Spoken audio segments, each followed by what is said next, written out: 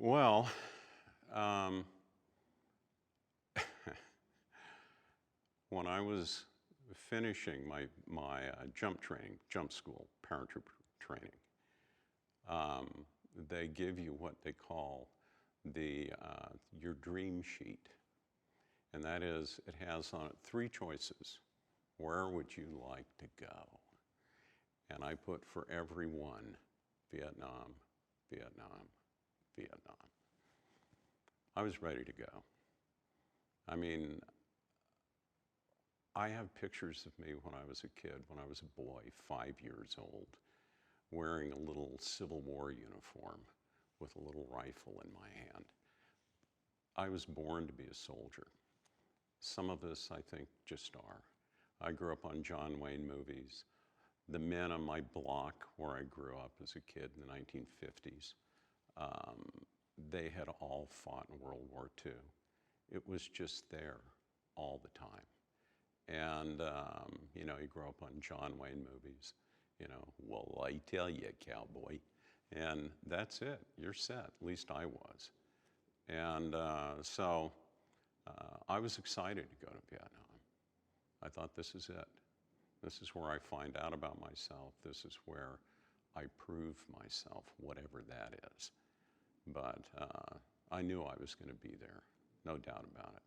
So, what's your first notable or interesting or crazy moment in Vietnam? God, there's so many, and they came fast. You know,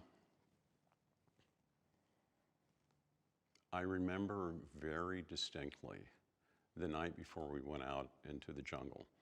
I joined my company, my battalion, and my company was up on the Cambodian border. And the North Vietnamese were everywhere. They were down in the valleys, and they were on hilltops. And we had had several large battles. My unit, the 173rd Airborne Brigade, premium separate brigade, I believe the most decorated brigade in Army history. And we fought hard. And General Westmoreland sent us in to do whatever he wanted. And so we were hard-fighting young guys. And I remember, as I joined the unit, we were at a fire sport base, a big, big fire sport base, not far from the Cambodian border. And I remember we were going out the next morning, and as on a battalion operation, 3 companies, my company, Delta Company, and Charlie Company, and Alpha Company. Bravo Company, B Company, had just been stomped a couple days before by North Vietnamese. And so there was no doubt that we were going to run into stuff, and we were to expect that. And I went and I got food from the chow line, and I walked over, and there were these artillery parapets, sandbags piled up 3-4 feet high all around the front of an artillery piece.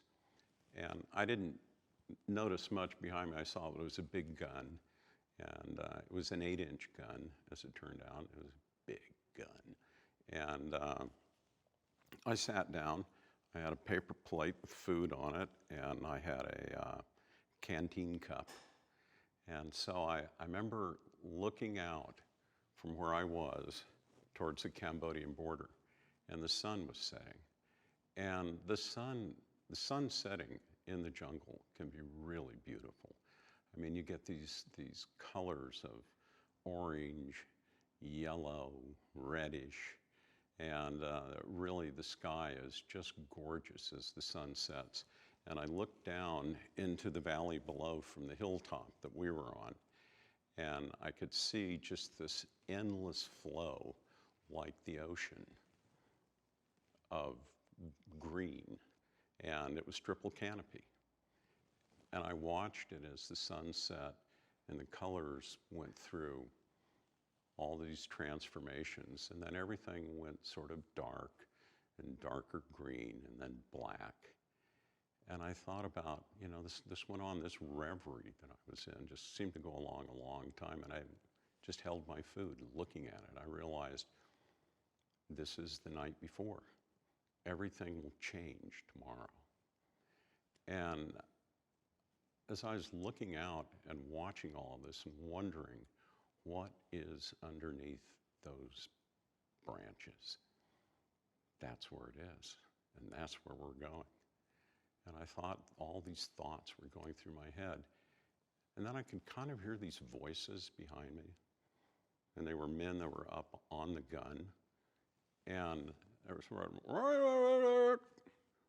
100, up to 100, like this. And I wasn't paying much attention.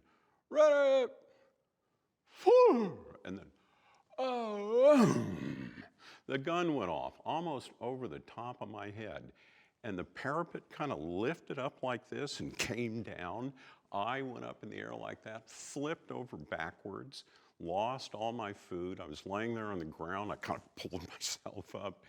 And the guys were up there, about 3 or 4 of them. They were just doubled over, laughing so hard. They were just, that was the funniest thing they'd ever seen. And I thought, okay.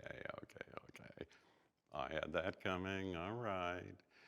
And I just kind of wandered off and grabbed my canteen cup, forget the food, it was all over the ground. And I thought to myself, you know what? Pay attention. Keep your eyes and your ears open. Listen to everything. Do not ever fall into that state again. There's no more time for dreaming, daydreaming, and wondering. Pay attention. And that was a good little lesson to kick things off.